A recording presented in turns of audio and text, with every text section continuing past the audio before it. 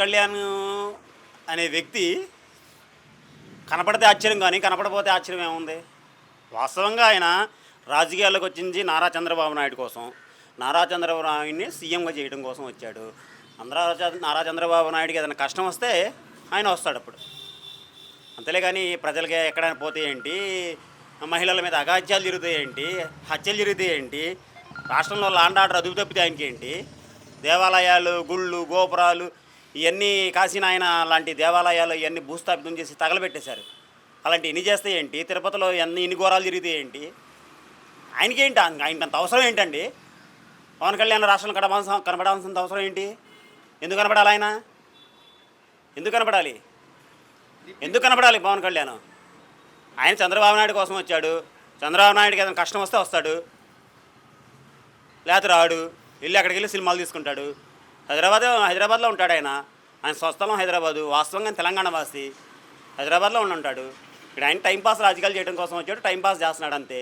అంతమించి ఆయన దగ్గర మనం ఎక్స్పెక్ట్ చేయాల్సిన అవసరం ఏం లేదు. వాస్తవంగా పవన్ కళ్యాణ్ అనే వ్యక్తి దగ్గర చాలామంది మహిళల కానుంచి, వృద్ధుల కానుంచి, యువకుల కానుంచి చాలా ఆశలు పెట్టుకున్నారు.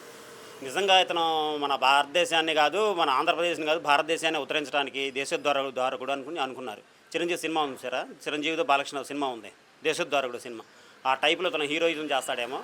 రాష్ట్రాన్ని మొత్తం ప్రక్షాళన చేసేసి ఎక్కడ ఎవరు పడకుండా, సంక్షేమం గురించి ఎదురు చూడకుండా, అంటే సంక్షేమ పథకాలు కావాలి మాకు అని ఎదురు చూడకుండా వాళ్ళకి ఉద్యోగ భరోసా కల్పిస్తూ, అసలు నిరుద్యోగం అనేది లేకుండా పూర్తిగా మొత్తం అసలు ఒక రూపురేఖలు, ఆంధ్రప్రదేశ్ రూపురేఖలు మారుస్తాడని చెప్పి చాలా ఎక్స్పెక్టేషన్ చేశారు.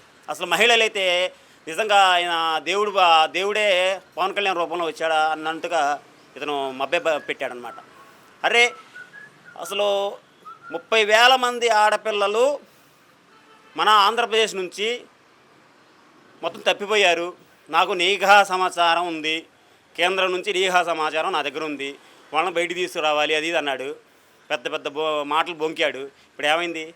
ఆ 30,000 మందిని ఎందుకు తీసుకురాలేదు పవన్ కళ్యాణ్? అసలు ఆ 30,000 సంఘంగా తీసేయండి, పక్కన పడేయండి. ఏదో ఎన్నికల హామీ, ఏదో ఎన్నికల గురించి ఏదో వాగాలి కాబట్టి వాగాడు, తీసేయండి. ఇతను అధికారంలోకి వచ్చిన తర్వాత కడపలోనైతే ఏంటి, తెనాల్లో పెంబసాని ఎంపీ పెంబసాని అనుచరుడు ఒక దళిత మహిళను అత్యంత దారుణంగా, పైశాచికంగా, హేయంగా ఆ తలపై మోది ఆమె అపస్మారక స్థితిలో ఉన్నా కూడా అతను ఆమెపై అఘాయిత్యం చేసి, అత్యాచారం చేసి ఆమె చావు కారణమయ్యాడు. బెంబసాని ప్రధాన అనుచరుడు. అతని మీద ఈ పవన్ కళ్యాణ్ ఏం చర్యలు తీసుకున్నాడు? రీసెంట్గా అనంతపురంలోనూ ఒక ఇంటర్ చదివే పిల్లని 14 మంది 6 రోజుల పాటు 14 మంది అతి దారుణంగా, నిజంగా కర్కశంగా, చాలా నిజంగా మానవసలు సైతం సిగ్గుతో తలదించుకునే విధంగా ఆ పిల్లను అత్యాచారం చేసి అతను పెట్రోల్ పోసి తగలబెట్టేస్తే దాని గురించి కూడా స్పందించలేదు. ఏమైపోయాడు? ఒక్కటరి కాదు, దగ్గర 183 అఘాయిత్యాలు జరిగినాయి ఆడపిల్లల మీద. దగ్గర ఒక 215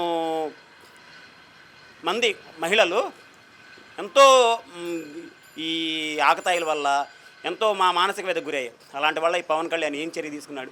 ఎందుకు తీసుకుంటాడు? ఏం అవసరం?